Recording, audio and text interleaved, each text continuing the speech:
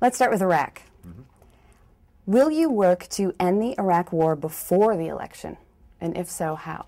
Well, absolutely I will.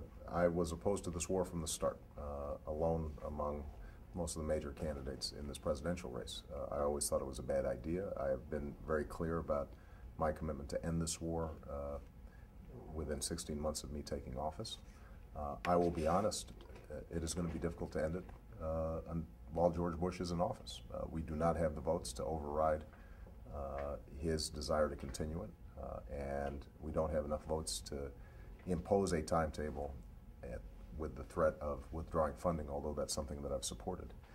So I will continue to speak out forcefully on the issue. I think it is a priority for us to bring our troops out of Iraq, because not only has it cost us thousands of lives and hundreds of billions of dollars, that means we can't spend on health care and pressing needs here at home, but it's actually made us less safe. It's empowered Iran.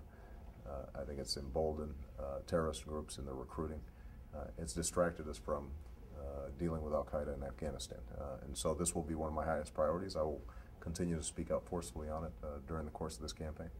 Speaking of the cost that you mentioned of the war, how do you propose to keep paying for the cost of the war, considering the withdrawal would take a bit of time? Well, look, we have an obligation to make sure that our troops come out safely. And so we will continue to fund it through the appropriations process that we've put in place. It means that we will continue to see some additional deficit spending as a consequence of this. It's part of the reason that we have to end this war, is it's not sustainable. We are mounting up billions and billions of dollars of debt that our children are going to have to pay off.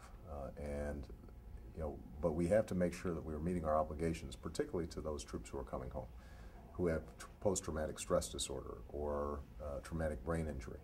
One of the tragedies of this this conflict has been the fact that so many are not being treated properly, not getting the mental health services they deserve. It's part of the reason why we have such a high homeless rate among veterans, and that's something I've worked on in the Senate, and I will commit to dealing with when I'm president, is making sure that we have zero tolerance for homeless veterans.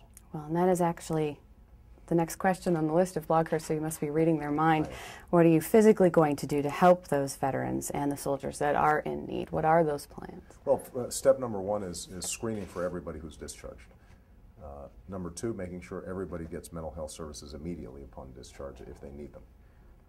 The third thing is making sure that we've had electronic medical records that are being transferred immediately to the VA, so that there's not this huge gap, this huge delay between somebody who's in the Department of Defense, getting medical care there, and that transition to the VA. And we've got to make sure that the VA is properly funded, and we've got to provide a lot more in terms of housing services, substance abuse treatment programs. And I should add, by the way, that a lot of these issues don't just impact the soldier, but also the spouse. Families are strained in these situations, and so providing counseling for family members as well is vitally important.